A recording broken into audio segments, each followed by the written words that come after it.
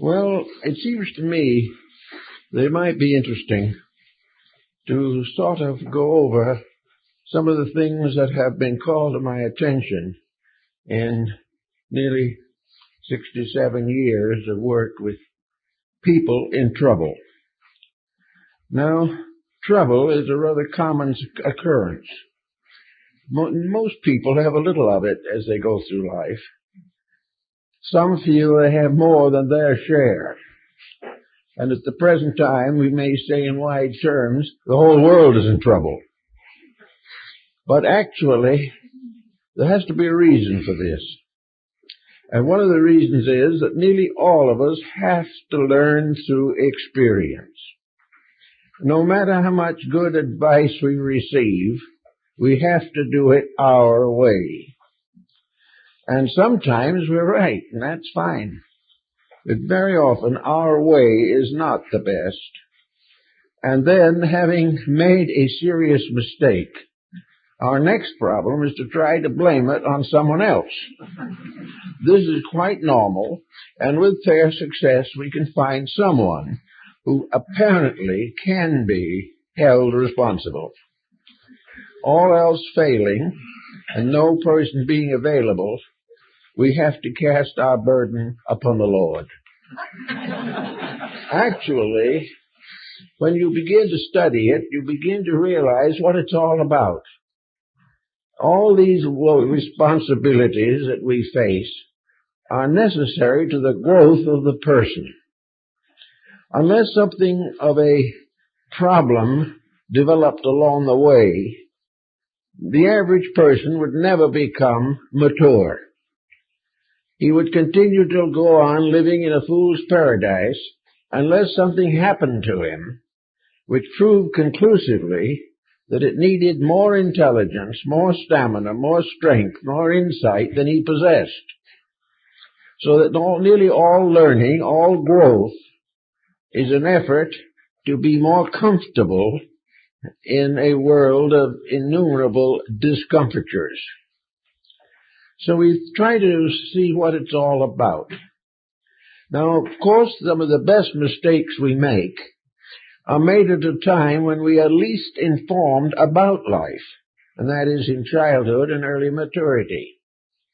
Inexperienced, without background in facing the realities of life, we make decisions that could influence our entire lifetime, and we have very little background reference frame upon which to make decisions. Of course, theoretically, young people are supposed to turn to their elders for instruction.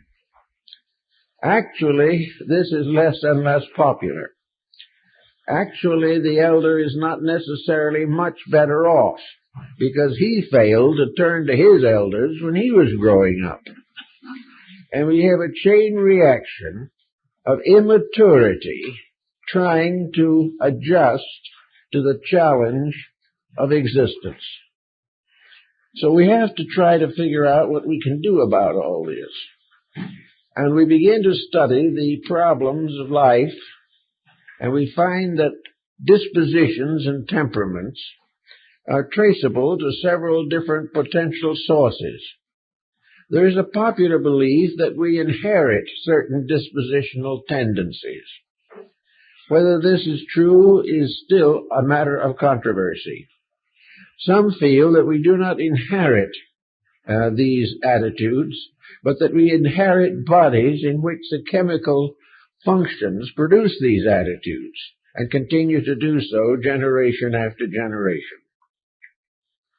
We also have the belief that in some way or other, the individual brings with him into life some record, some understanding and insight from previous embodiment.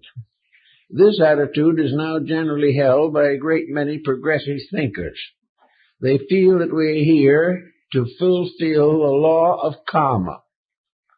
Now, to most people, the law of karma is simply retribution. But actually, the Sanskrit term is just as justified as a progress forward, happy circumstances, as it is unhappy circumstances.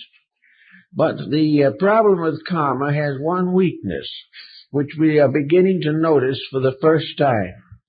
And that is, it is not possible for the individual to bring into the present life a lesson depending entirely upon past existences. By the time he made the karma, he was living in a different type of world. The problems that we face today were unknown. Back in the time of the Caesars, no one was worrying over computers. Back in the Middle Ages of the Crusades, no one was really worrying very much about television. These blessings have come later. So we come into this world perhaps carrying certain wisdom that has universal meaning, but we are not prepared from the past for the exact situations of the moment. We have to therefore take certain basic characteristics of integrity and insight and try to apply them to circumstances that have never existed for us before. This makes a problem that is a little difficult, again, to adjust to. Now, there are also many who feel that some of our problems arise prenatally, that the unborn child is already being influenced by the world into which it is coming. If this is true, it might explain why nearly all children come into the world crying. If they've had a little taste of what's coming, I don't blame them. On the other hand, a lot of people have a good time. Many people are well treated. A great number of persons grow up in pleasant home life. But there's still in the world a great mass that has not had the proper protection during childhood periods. The parents have not done what they should do because they didn't know themselves what they should do. Or if they did know, they found ways of avoiding the responsibility. So we come in here with all kinds of difficulties. Now, the most common difficulty that we have out of the past is neurosis. The person growing up is fortunate if he reaches maturity without being hurt in some way. He is fortunate if he has not been disillusioned in something.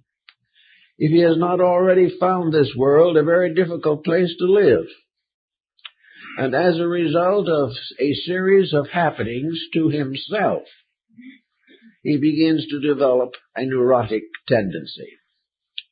He may be born in a family that is broken up shortly after his birth. He is then raised by one parent only. This cannot be helped, but it is still a basic cause for neurosis. As he goes along, a single-parent home may require considerable neglect of his needs and of his purposes, and he is forced to place himself in a secondary position in relation to income and finance. All these things dig down into the nature and just remain there as a series of gloomy attitudes, gloomy thoughts.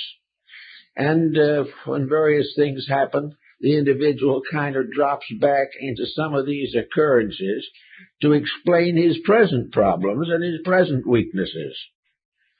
So the problem of the neurotic tendency is nearly always associated with incidents which have developed early in life, which contain elements considered to be unfair, unreasonable, or beyond the power to accept and understand.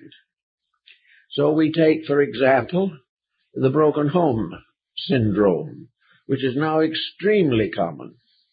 To assume that this means nothing to the growing child is a delusion.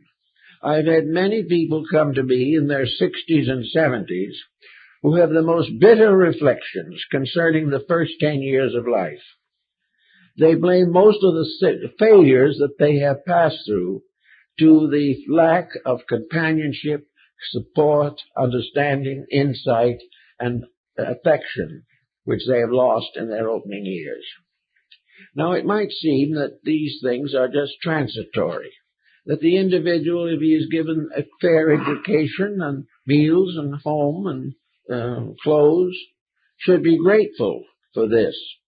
But there is something more than this. Maturity requires a development of affection, personal regards.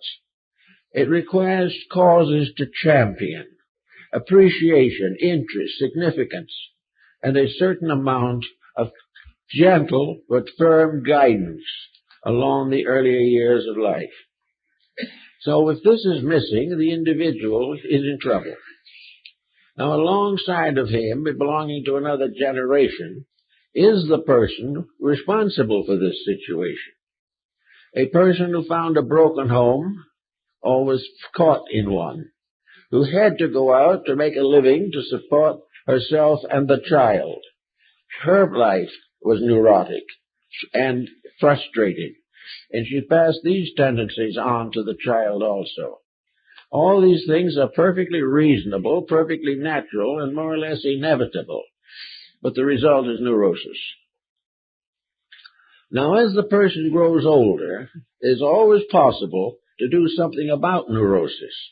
We don't have to continue to accept it indefinitely. We can find ways to grow out of a neurotic situation. To do this, however, requires a certain amount of conscious effort. The individual must try to make these adjustments. He must try to outgrow his own infirmities.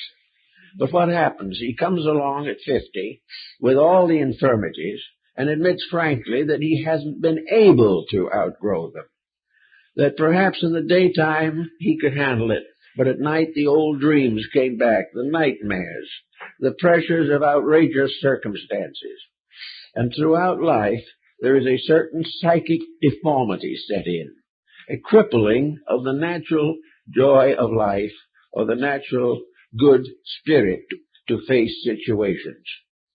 All of this also means that there must be some corrections possible. And now we're beginning to recognize these corrections. Education is not only teaching the individual the ABCs or preparing him for a profession or occupation. Education must help young people to get over the scars of neglect, misunderstanding, and false pressures of society. The child, the young person growing up, must be taught to be stronger than circumstances, must be taught to recognize the real meaning of the things that happen to him. Everything happens for a reason. If the happening dominates, the life is damaged.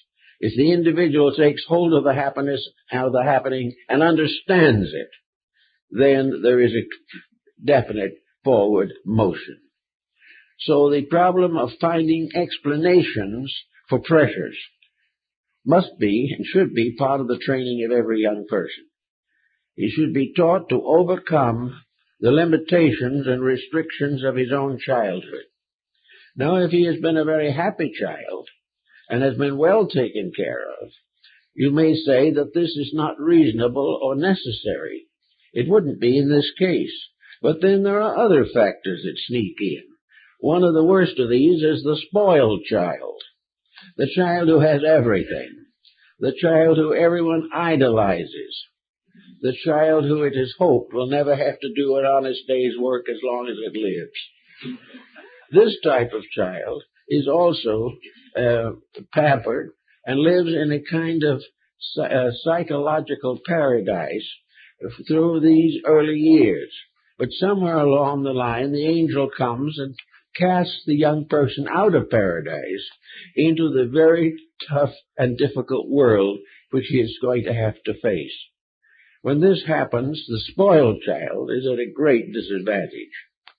He expects to be pampered all his life. It develops into the way of which he thinks, his job in which he attempts to establish himself, and if he marries, he expects to be pampered by his wife. All these things become the basis of trouble. And in this trouble, the pampered person gradually comes under the neurotic pressures of his own unfortunate background and gradually develops bad habits. Many neurotics going to narcotics or alcoholism. Now, this is a long story, but somewhere along the way, philosophy has to step in and try to do something about it. One person out of every three, probably, is a potential neurotic. This is because the ailment hits in so many different ways and so many different periods in life. Many are affected collectively by war, others by Great Depressions, still others by pestilences. All kinds of negative circumstances create the havoc which gradually eats into the optimism of the person. Now, against this external pressure, there has to be internal resource, and that is where religion, philosophy, and idealism have their part to play. It is necessary for the individual who finds neurosis slipping into his life to recognize that he must outgrow it. He must find out the true solution to the dilemma with which he has lived for a large part of his lifetime. He must gradually come to recognize that he cannot forget the past, but he must interpret it correctly so that it no longer damages the present or the future. He must find ways of capitalizing on the neurotic liabilities which he has inherited or accumulated. He must realize that every problem is not only a responsibility but an opportunity. For most people, this world is a clinic in which each individual has to solve his own ailments. It is very important, therefore, for the individual to find ways to transform a neurotic pressure into an expression of gratitude, that the individual discovers that his troubles are the things that have done the most for him, and his successes are the things that have done the most to him. And he has to gradually realize that growth is an overcoming of ignorance, and that problems all lie in the areas of ignorance. No matter how brilliant a person may be, if he cannot handle his own disposition constructively, he is ignorant. Now, we have no faculties of education or facilities to take care of this kind of problem, except in clinics or private counseling. But even the best of private counseling cannot meet the full difficulty. Actually, in the last analysis, each person must solve his own problems. If a patient takes a counselor a problem, then the counselor is going to counsel in terms of the fact that the problem might have been his own. He does not counsel in the terms of the compound disposition of the individual who has come to him. So the work finally settles down to the most inexpensive and tedious of all processes, and that is putting our own lives in order. So we come along and we find, as I know a case that came to me, a boy growing up with a broken family, which was broken while he was only a couple of years old, going on through one pressure after another, tossed about from one relative to another, ending up with a stepfather, not at all interested in him, and a mother unable to cope with the situation. So looking back from manhood upon his own childhood, this particular person felt that he had been badly treated, that he had been neglected, that he was born to suffer, and that it was inevitable that he should break down under the pressure of it all and be sorry for himself for the rest of his life. Now, this doesn't pay off, but it happens in millions of cases. So this person has to be gradually taught that each one of these disappointments presented him with a new point in life, a new realization of facts. The fact that he came from a broken home made him one with thousands of other young people who come from broken homes. These problems have to be solved. The individual who has no support from family must develop as early as possible support from within himself. And in the periods of neurotic pressures all the way to the end of life, The great answer lies in taking hold of it, the problem, whatever it is, and transforming it into its message, revealing once and all that it is capable of being a tremendous advantage to the person to have gone through these difficulties. It's hard to believe that, perhaps, but those who have triumphed over the weaknesses of themselves are the world's best people. Those who have too easy a life get into trouble later, but it is possible for those who have had a too difficult a life to smooth it out and have a serenity of years when the time is right. Also, we have to realize that many families, cruelty is a factor. Children are cruelly treated. Adults are cruelly treated. And cruelty is something that is very difficult for a sensitive person to understand. In the case of cruelty, the victim very often becomes belligerent and strikes back and tries to fight their way out of the dilemma. They begin to develop hatreds and antagonisms that go through life. And sometimes they develop a revengeful determination to hurt others as they have been hurt. Now, this again is simply a sign of ignorance and weakness. Most of these problems exist and go on existing generation after generation because they have not been met at their beginning by our educational system. We educate an individual as though he was really a kind of well-oiled machine. We do not recognize the actual individuality of the individual.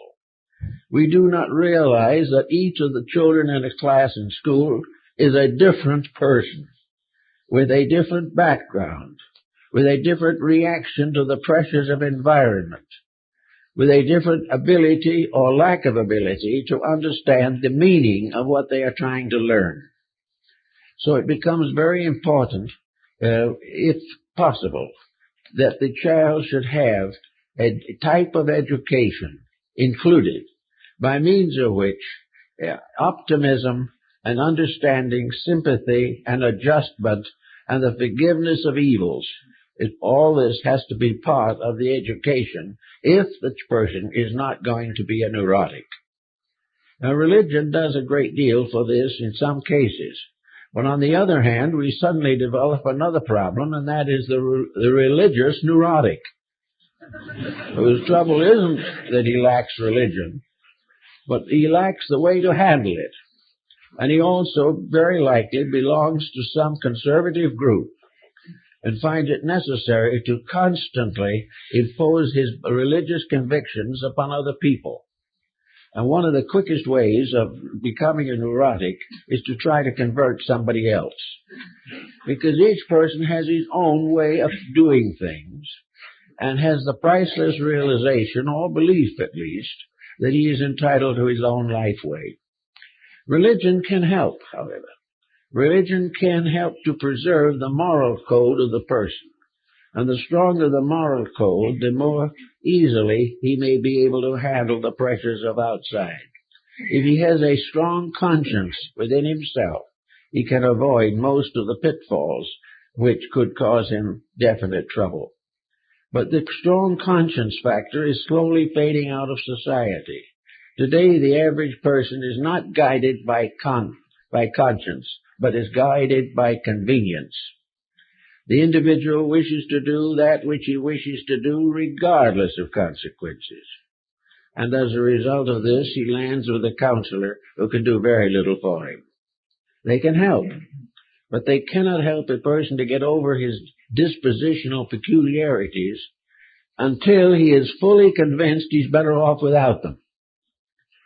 He will try, usually, to get rid of the things that don't mean much. But it sometimes takes a long time to dig into a person's inner life and reach the really sore spot. He has it carefully covered.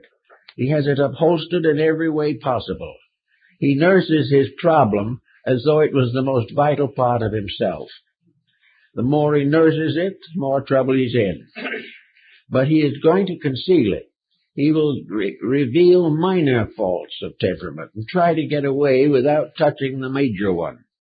And it takes a long time, because until he gets to the major one, his life will never straighten out. A lot of it can be done by working with the religious side of human life. Religion, to be useful, must be non-dogmatic.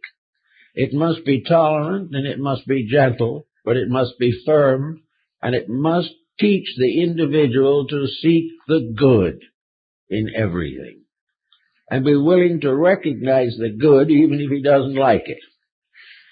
One of the apocryphal statements attributed to Jesus relates to the time when the disciples were walking along the road and saw the decaying carcass of a dog.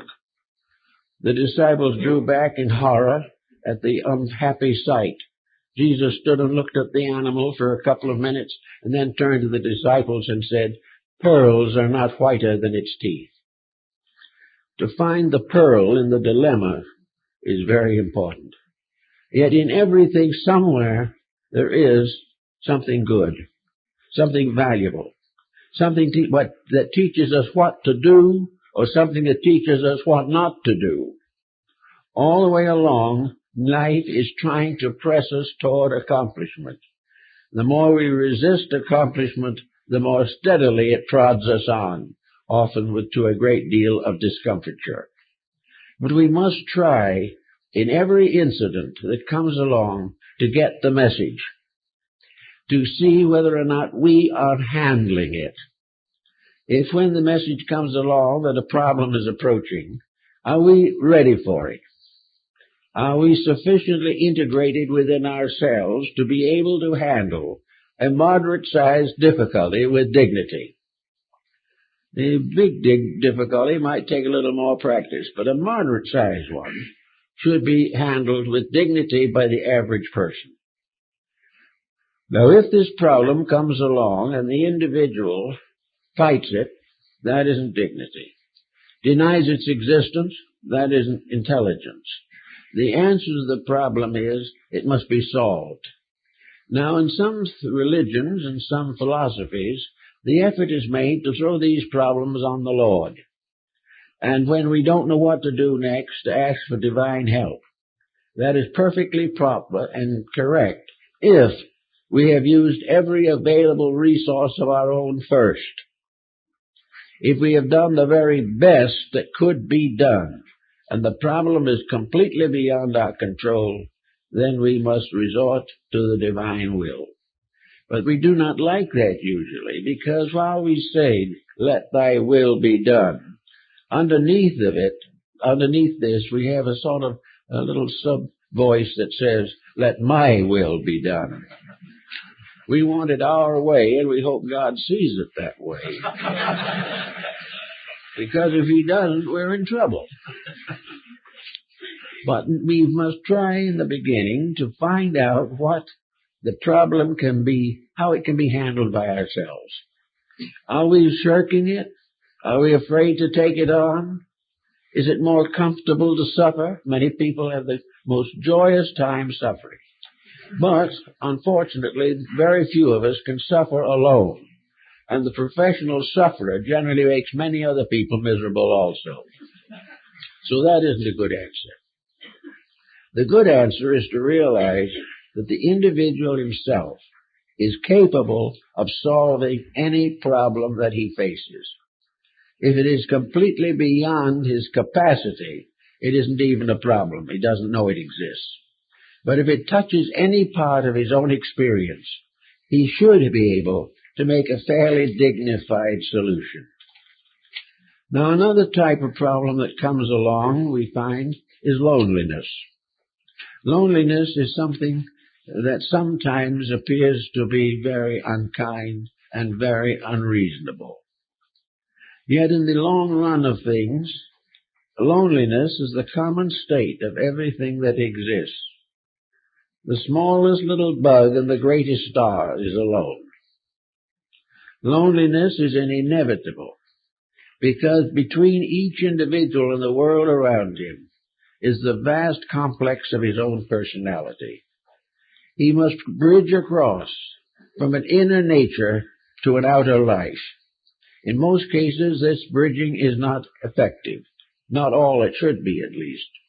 But in every case in that life, there comes a time when we must learn to get along with ourselves and learn for once and for all that we can be good company to ourselves.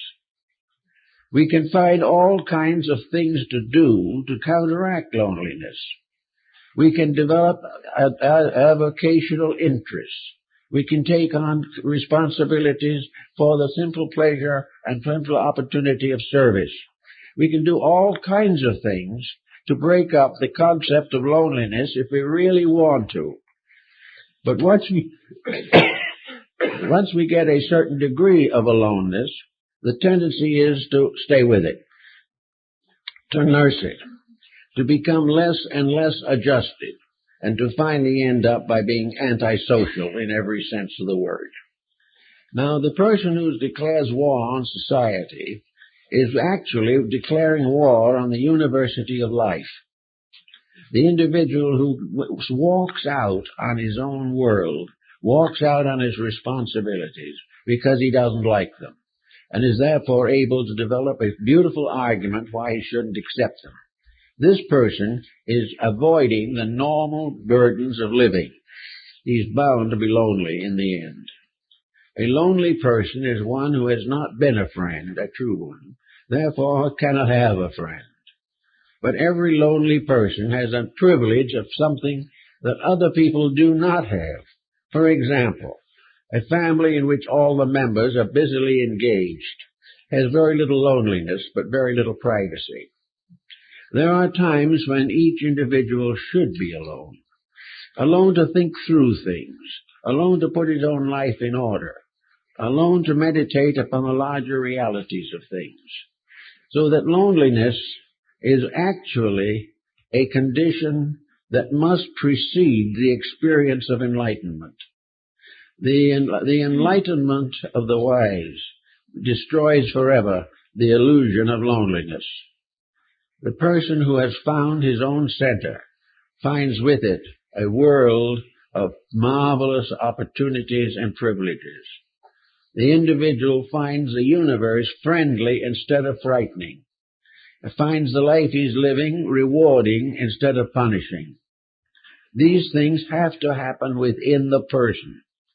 They cannot be delegated by others.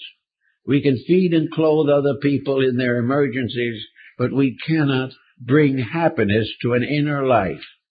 Each person must do it for himself. And the ancients and the moderns also have come to the conclusion that the most perfect way to attain happiness is to stop trying to be happy. Rather, trying to do better things, trying to help more, trying to learn more, trying to love more. These things are the sources of associations that are permanent and valuable. So in religion we have this problem. I know one case of a young woman who was about to be married when her fiancé was killed in war. She was in her early 20s with a broken heart. In her early 80s, she still had the broken heart. Never got over it. In her middle 50s, took holy orders and remained the rest of her life in a nunnery. She was never able to transcend this disaster. Many people thought that she was very religious, very devout, and very conscientious. She was all these things. But she cut off her life. A tragedy which she could not help took away from her the only thing she thought could ever make her happy. And because she thought that way, she was never happy again. This type of circumstance must be overcome because it destroys the value of lives. It frustrates the entire purpose of growth. This young woman should have had a proper season of regret and mourning. She should have been hurt to a proper degree, and then she should have gathered herself up and found things to do. If she couldn't be happy, maybe she could make others happy. And it was far better to do that than to bury herself in a religious house. So everyone has to make adjustments and make decisions as they come along. Another case, quite different, but with the same general pattern, it was that in which a young woman was 50 years the total slave of her own widowed mother.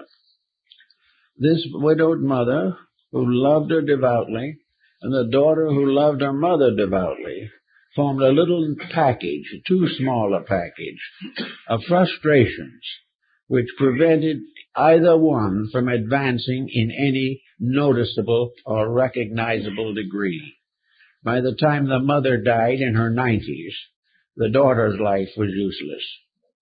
Therefore, a strange sadness came over the daughter, which was quite understandable. But finally, she also took solace in religion. So religion is a kind of mechanism by means of which a great deal of sadness, solitude, and frustration will find some comfort, not a solution, but a solace, not an answer to the problem, but a way to carry it a little easier. So with all these problems, it all comes around to how do we carry them a little more easily. And I think most of our people that are thoughtful people know about these types of things. When in doubt as to what to do, forget yourself. Forget all that has happened to you. Stop telling all your friends your miseries. Get over constantly regretting this. Something you did at 20 has ruined your life. Get rid of the fact that the past can destroy the future. It can't unless you let it. Therefore, those who have suffered in the past should not carry their sufferings into the future. In fact, they shouldn't have carried them into the present. Those who have had various unhappy happenings, some of which may involve guilt mechanisms, must realize that the person who performed those happenings 50 years ago is not the same person as the one who is living today. They say that every 7 years, every cell in the human body changes. And it is also true that in the course of a lifetime, every cell in the human soul changes. Life becomes different. The person who made a mistake in the past is not the same person who is alive now. And there is nothing binding this person to the past but memory. And memories, while you cannot destroy them, you must learn to use them and not let them abuse you. Now, one way to handle a memory situation very carefully is to go back to the occasion and see whether or not you really understood it when it happened. Were you really actually as blamed as you think you were? Were you in those days far enough advanced in thought, understanding, in insight to make a corrective decision? If out of simple ignorance you did the wrong thing, if out of simple lack of insight and understanding you made mistakes, so what? Everyone makes them. The mistakes of the first 20 years of life are always present, or nearly always, in some form. But there is no reason why they should be projected into modern time. They should never be allowed to cloud or discourage a life. And any religion that demands complete repentance for these types of ailments should be carefully avoided. The problem is not to forget. The problem is to learn the mistake, gradually developing a richer and fuller life, learning from a mistake the thing not to do again. We have a great number of people in society who had a mistake at 15 or 20 and has been having one every year since, which isn't very helpful. They haven't learned anything. Now, your own past is a book. It's a clinic. Lord Bacon's observed in his essay on the Pyramid of Pan that every experience of life is part of an experimental career. Under the heading of experiments, in laboratories, various compounds are made and combined and separated and rearranged.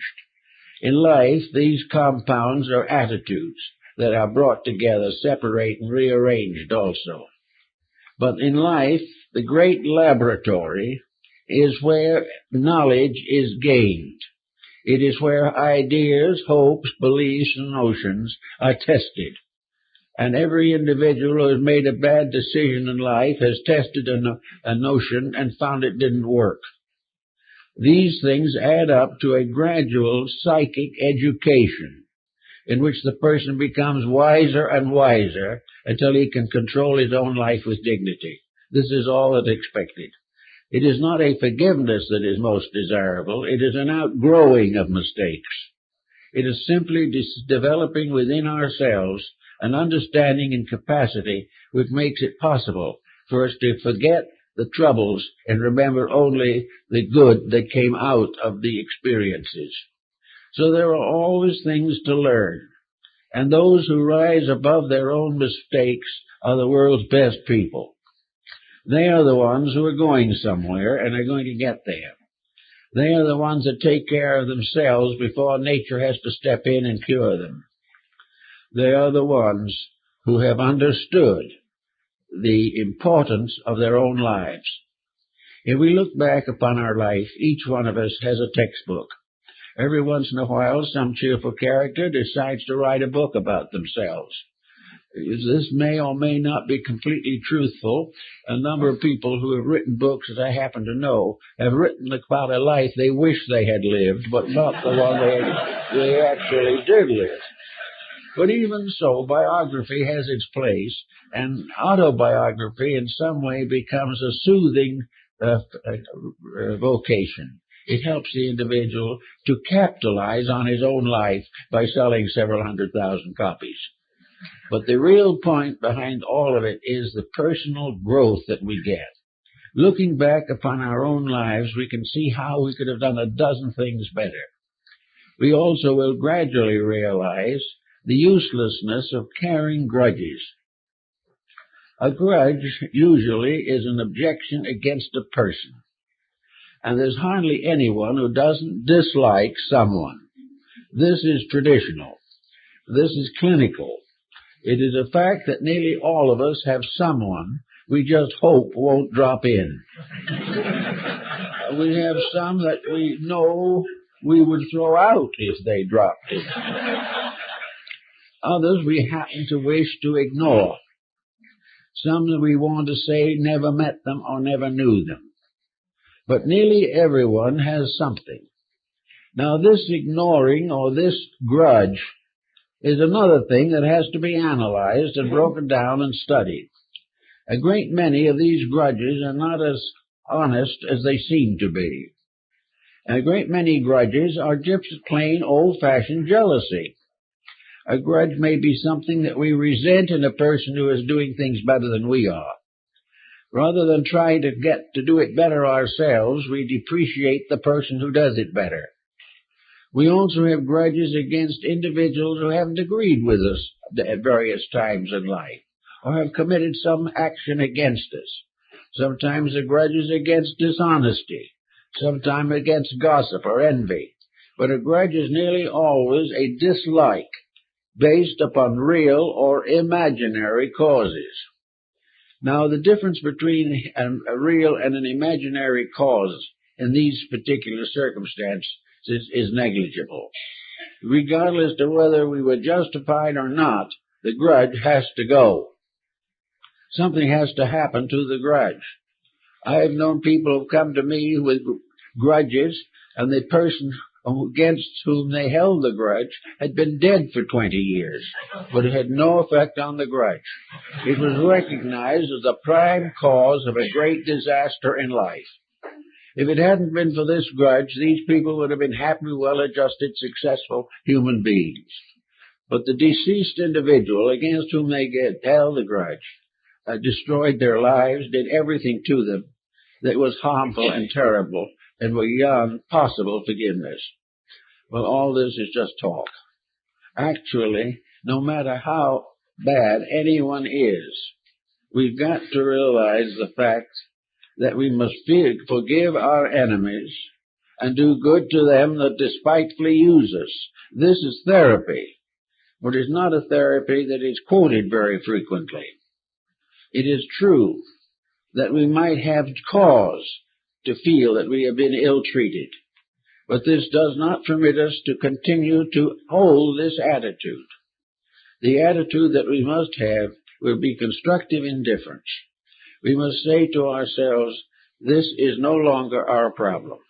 We do not wish anyone harm or ill to anyone. We do not wish punishment or despotism to anyone. We simply decide that we can live our own lives in our own way without these other circumstances intruding themselves. Most of them are imaginary. We have them all the time that come in that have been badly hurt by somebody. Sometimes these hurts are pretty real. A woman whose husband has been taken away from her by another woman has a tendency to have a grudge. And you can't very well blame her. But the answer to the matter is that having worked the grudge over a little bit, the thing is, forget it. It's not going to do a bit of good. Let these other persons go as they will. The person who holds the grudge is the one that's going to get sick.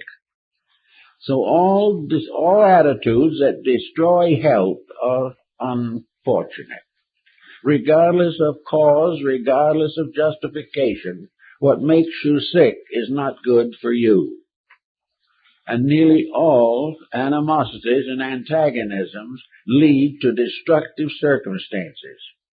The individual seems to draw more of the same, especially if they become involved in a morbid acidity over the issues. What has to be is that no matter what happens, we must separate in peace. We must give up all this idea of hoping something terrible is going to happen to someone else because they deserve it for what they did to us. This attitude is absolutely wrong and will damage the person who holds it. Now we can say all this sounds like moralization. That doesn't mean too much because people can hold grudges and do. They can be jealous and are. They can be neurotic and will be for time to come. Therefore, there is no reason to assume that these vital factors are important to the individual himself. The answer is they are. The answer is that they shorten physical life, destroy health, interfere with careers, alienate relatives, disillusion their children, and lead to all kinds of mistaken relationships in life based upon desperation or exasperation. Therefore, they're just no good. No one can afford to hate anything. We may not believe in some things. We may wish they were different. We may do everything we can possibly do to change them. But just blank hatred against something we do nothing about is a very dangerous emotion. We must try to put principles ahead of hatreds. If a person performs an act that is outside a principle, that isn't the right kind of act, that isn't honest or honorable, we have the right to disapprove. But by disapproving, we have only the right to affirm our attitude and, if necessary, relinquish the association. We cannot carry the grudge. We cannot try to solve some of these problems for other people. Another interesting factor comes in the practitioner. The practitioner usually is a person with considerable experience in handling human problems. The practitioner, however, is also an individual. The practitioner, no doubt, has had their own life problems. They also may have come from the same endangered background that the client came from.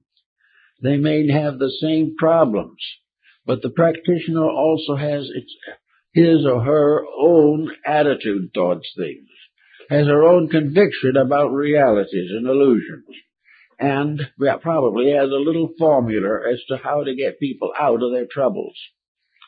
So as this comes along, the client must realize that the practitioner cannot solve the issues of another person.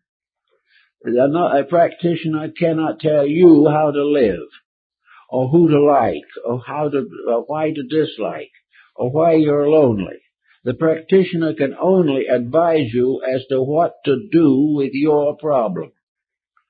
The practitioner who tries to give you a decision takes the right way from your right to make your own mistakes, and you will have to.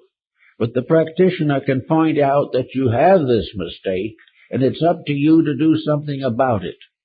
The practitioner may also then be able to go through the assets of your personality to find out your skills, your abilities, your dedications, your interests, your hobbies, your avocations, and find out things that might be of value and remind you of them. But the practitioner cannot solve your problem. The most that anyone can do is to help you to have the courage, the strength, and the integrity to solve the problem yourself. This is why the clergy, more or less, has dominated this field. It is because the clergy throws everything to the Lord. And the Lord, in this case, operating upon the sufferer, must operate through the disposition of the patient. Therefore, in prayer, meditation, in honest exhibition of mistake, through all the various contrivances by which the person is caused to face themselves as a religious duty, these things can help. They can also overdo situations and cause further pressures. But generally speaking, anything that causes the person to realize his own responsibility for his condition is constructive. It helps to solve. Now, most people have never had a good analysis of capacities and potentials. Very few people are really aware of what they could accomplish if they put their efforts into a constructive pattern. Some have had some experience. Some have had secret hopes and desires that they would be able to do certain things in the course of their lives. All of these things can add up to a very valuable and important change in policy of living. The individual who is alone too much should seek associations outside of himself, not to convert them or not to do what they do, but to share openly and freely the experiences of each other in an effort to find greater values and greater depths of understanding. All these things finally add up to the fact that sit down quietly by yourself and say, how do I feel? And if the answer is that you feel terrible, then the time has come to find out why. If you say to yourself, I wish I was dead, you don't mean that. In most cases, you wish somebody else was dead. But in any case, the discouragement, the frustration, the fact that life isn't worth living, and that the faculty of memory is fading because we never used it correctly, these things are depressing. And as life takes away the energies of youth, we sort of sink into a solace of our own, which is far from constructive. So wherever there is a problem, and if you can look around and do not see a world in which there are good things happening, you're in trouble. Now, in this particular emergency that we're in the world today, it's becoming more and more common for people to develop strong neurotic tendencies. Nearly everyone is against something in these times. Nearly everyone feels that they have been personally hurt or personally offended, that dreams that they have hoped for have been broken and discarded, that the world is in bad trouble, and there is really nothing to do to make one particularly happy about anything. Well, this is the first fundamental principle. But is it true? Some people would like to think it's true, but a clinical physician might differ from them. We may also say that in 1986, we perhaps had one of the most important years we've ever known. We are gradually wearing out the inevitable consequences of error. We are coming face to face with the fact that we cannot break the rules. And one by one, as we try to break them, these rules have a tendency to break us. Little by little, it is gradually appearing more and more obviously that things have to change, and things have to change constructively. And the old selfishness has got to die because we can't afford it any longer. We might have tried to do things before, but there was new land to take over, and it was always possible to have a successful career. Now we begin to wonder. We begin to estimate what the next 50 years is going to mean in populations, in natural resources, in pollution, and all these things. And suddenly we are beginning to see in the world the types of disorders that are inside of ourselves, but we haven't recognized them. We were just unhappy because we didn't feel good. Well, people don't feel bad just because they feel bad. There's a reason of some kind. They have broken a rule. They have overlooked something that was necessary. They have done something that was not necessary. So today, the pressure of society is like the neuroses of the individuals. We are suddenly discovering a world of neurotics, a world in which nearly everyone is afraid to live. Nearly everyone doesn't know what to do next. Now, this sounds like a terrible mess, and it is. But in the universal plan of things, there is always a reason. That reason is right. And the end of that reason is that we will make the adjustments necessary to meet universal law. In our excitement, we have forgotten that we live in a universe of cause and effects. When we remember that and keep the rules, we will be very much better off, and we will discover that all the suffering we have gone through has been well repaid by the fact that we finally found a solution to the mistakes of humanity. Now, this same type of thing is what's happening inside of people. The world's dilemma is reacting into the personal life of the individual. The world is in trouble because of the way it acts. The private individual is in trouble because of the way they act. They are part of something which cannot win. They are part and parcel of a great competitive system that cannot succeed. And in all of it, in all of its branches, and all of its parts and departments, we have overlooked the basic principle of humanity. Love ye one another. Now, it's going to keep on getting rough until we find that out. But when we find that out, accept it and live it, then we are beginning to grow. We are maturing. We are gaining an insight that we could never have had we not had to earn the right to be better people. So it's the same with the individual. When he gets tired of suffering, he'll do things to stop it. But while he is still content to struggle along the best he can, he will make the same old mistakes and fall back on alcohol and narcotics. So it's a problem of getting hold of the facts. Each person has the right to be a constructive individual, regardless of the world in which they live. No one can be destroyed by a mass psychosis, even if it is dynamic and pressing. We have to surrender to negative things, or we remain positive. So in our problem with people, the people are involved because of the community problems. The community problems are there because of the people. We are here in the mess we're in because we are selfish and haven't prevented a mess. And when it came along, we tried to keep it going. We tried to build good, substantial homes over vacant lots. And you can't do it. So all through the way of life, we are being taught. And we are here to be taught. We are here to make the same mistakes until we stop making them. We are here to gradually learn the great lesson that when we keep the rules, they will keep us.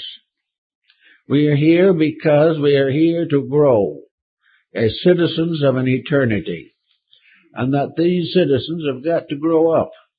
We are vaguely but forcibly not maturing properly. So it's very important to every person to clean house, to get rid of all the negative excuses for not being able to do what they should do. Get over the idea that we are privileged to cause suffering because we have suffered. this is not the answer. We have the privilege to cease to suffer because we have found that that is the way of peace for all concerned. So all the way along, we have this problem of allowing the past as history to dominate us. There's always been war, so there always will be war. This is not the way of life. The way of dishonesty in government. There's always been corruption. There have always been dictators. The history of the world is a mass of mistakes made intentionally or accidentally, and every civilization of the past has risen and fallen. This is also in our personal lives. People of all ages have made their mistakes. Little by little, however, all of these groups have grown in some way. We are the past. We are all that has gone before. We have gained along the way, and the number of thoughtful, well-intentioned, and dedicated persons is increasing all the time. We are here because we need more growth. We need another course. We need to get a higher degree of education than we've ever had before.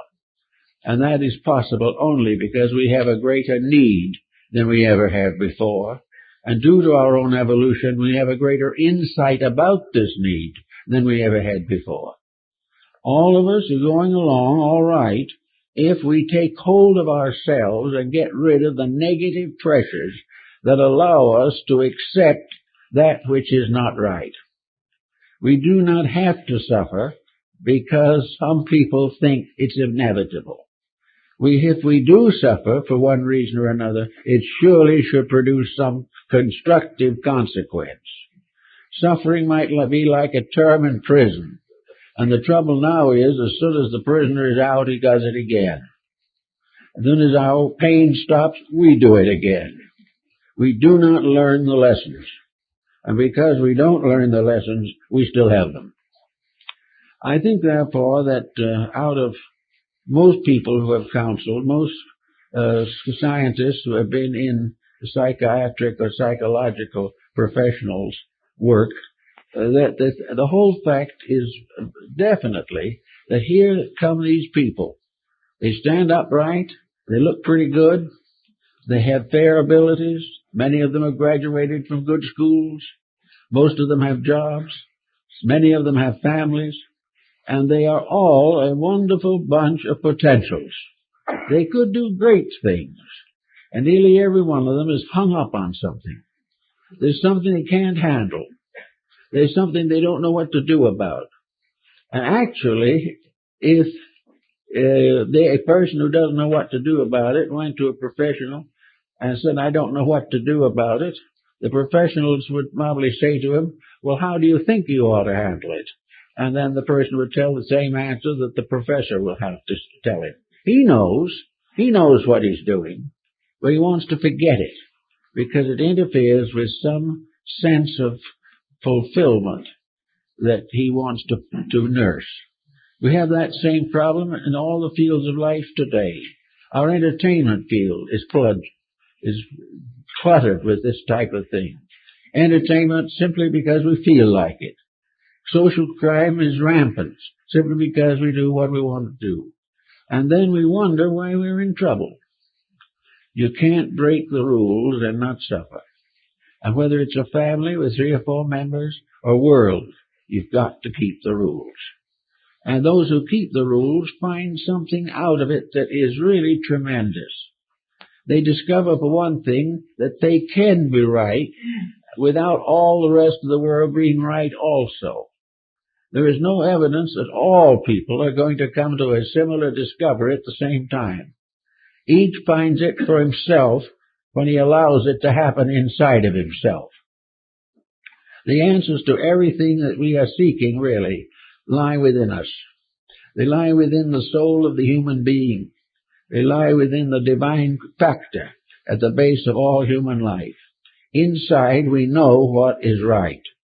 But with the mind and the emotions and the body, we fight against it. We want to gratify the emotions, we want to gratify the appetites of the body, and we want to fulfill the ambitions of the mind. and that divine factor which is within us is neglected, denied, and ignored. Therefore, if you want to get over any kind of negative attitude, it's in you to do it. There is something in you that will heal any ill that is caused by the mind. But it's something that you have to work with. You have to determine to do it. You have to put the common good and your own survival in front of the negative attitudes which you have been inclined to hold. I know one individual who said they just couldn't get over temper fits. So what did they do? They went on tranquilizers. They took all kinds of pills to cure temper fits, which of course is a bit of idiocy in itself. They're just trying to drug themselves out of a bad disposition. So every once in a while, however, they had to come up for air, and when they did, the disposition was still there. And finally, they became interested in a religious approach to the problem. And they were told definitely that prayer and meditation would probably help. So they tried it, and it did help. And they gave God the credit, but it was the God in themselves that did the job. It had a chance. The higher part of ourselves had a chance to accomplish the natural good. And this chance had been delayed for years for the tranquilizers. But until the other attitude was available, there was nothing else to be done. So the answer to all these things is that help, mental and emotional help, does depend upon keeping the rules. Keeping them in every sense of the word. To keep them means to obey nature. And nature is the most amazing cooperating creature that ever existed. Do you realize that nature is a term we apply to a conglomerate of universes, of cosmic systems, including everything you can think of, from bugs to angels? It contains all the infinite confusion, so-called, of life. Stars, meteors, comets, everything you can think of. And yet nature is in perfect order. Nature handles the whole problem quietly and simply, and there are very, very few mistakes made along the way. It is because nature is depending upon universal law to support it. Nature is keeping the rules by which nature itself was brought into existence and by which it must continue to the end of time. So that all of us can do the same thing. And around this season of the year is an awfully good time to start some of these maneuvers, to see what can be done about things. How about dropping a card or two to somebody whom you haven't written to or spoken to for 10 years? Or make it 5 years. We're not going to be cruel on this matter. But somebody that you have ignored because you resent them. They may turn around and send you a resentment card in return. And they might tell you they don't want to hear from you again. But that will be them telling you. That is their business. But you're telling them is your business. If you have made the proper move, you have fulfilled the need. If you have done it honestly, with a sincere desire to heal a dissent or a discord, you have achieved the purpose for which you have been intended, namely to bring peace to the world.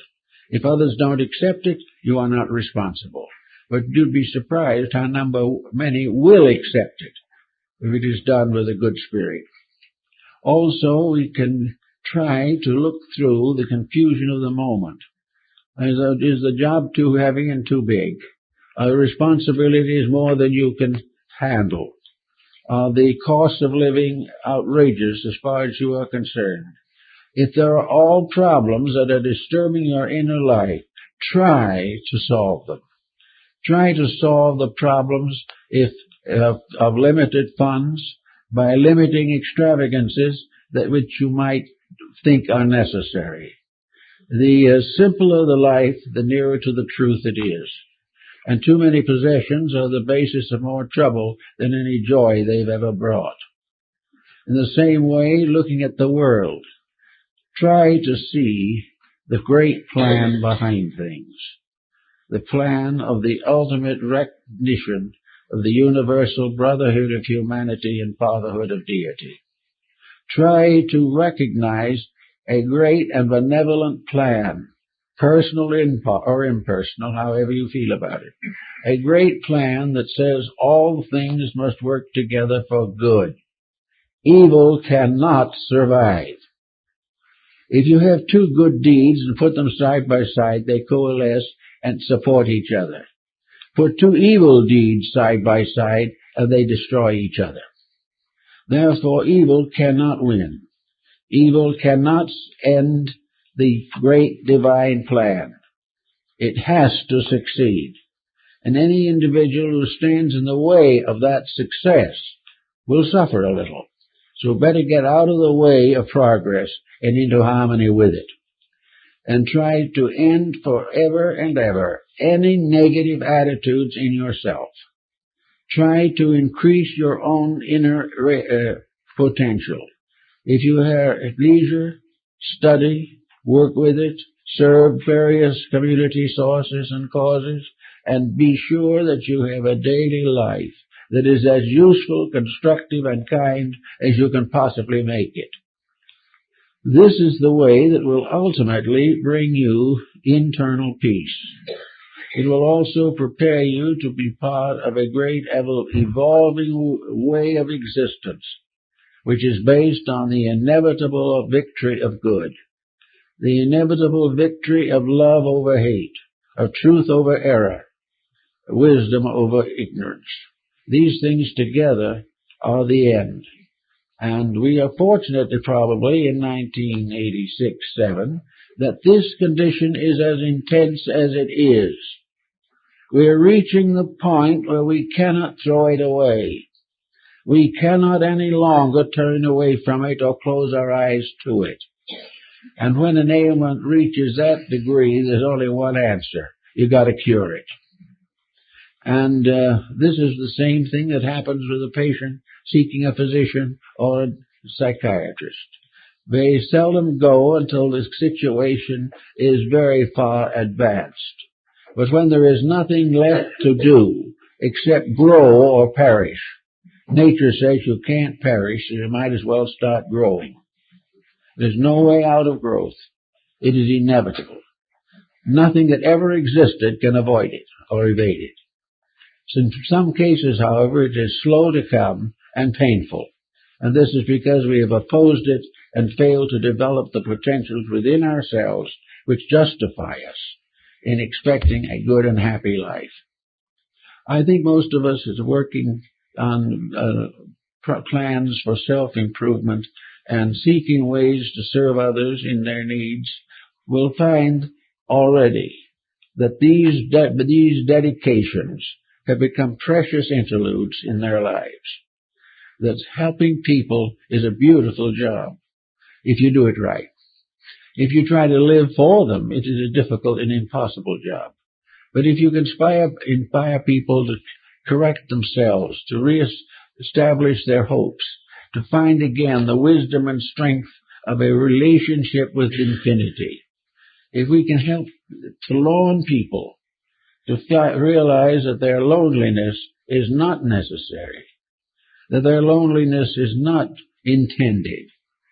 We are all intended to be busy living, busy doing, busy growing. These are the things that we should be concerned with. If we have lost those who are close to us, even this we must carry with dignity. For all these things happen and always have. But never in any of these happenings is God cruel. All things work together for the greater good. And every problem that we have is a unit of growth in disguise. So if we take that kind of attitude and work with it, I think maybe next year can be a pretty good year for a lot of people. I think it's going to be a much better year for a great many nations also, because we're gradually waking up. We're gradually becoming aware of things. We are gradually outgrowing the belief, the false belief, that our existence here is just a small span of years that we should make as comfortable as possible. Actually, our existence here is a short span here to make possible an eternal growth, or to contribute to an infinite unfoldment of our life potential throughout time and space. We are bound to grow, and the only thing we can do is slow it down by self-pity, jealousy, hatreds, and all this type of thing. These are the mistakes which, if we continue to make them, can damage us seriously, but cannot destroy us. We can be tortured by our own mistakes, but we cannot die from them. In due course of time, the truth in ourselves is resurrected and takes control over the personality, and we are once more the children of the infinite that we are in substance, whether we know it or not. So in this season, when we're all thinking about trying to be as nice and wonderful as we can, let's try very hard to say that we can just wipe out forever any unpleasant or unhappy thought against any person. This is not an easy thing, perhaps, but it's easier than you realize. The reason it is difficult is because so many people have built a mistaken life upon that excuse. They have insisted that this other person or persons has damaged them. They're not unhappy because this person exists, but they've been the cause of all kinds of misfortunes down through the years. This is not true. The individual has caused maybe the original incident. The individual who was hurt has repeated it, multiplied it, and exaggerated it until in turn it damaged a life. If we do not hold these negative thoughts, they can't damage. And if they are damaging, get over it and carry into the future only the growth, wisdom, love, friendship, and understanding that you have brought to fruition within yourselves. We are all growing, and with the grace of God, and with an insight into the requirements of natural law, and a willingness to work together in the cause of good, the ends we seek will come in the fullness of time. Well, I think that's probably it.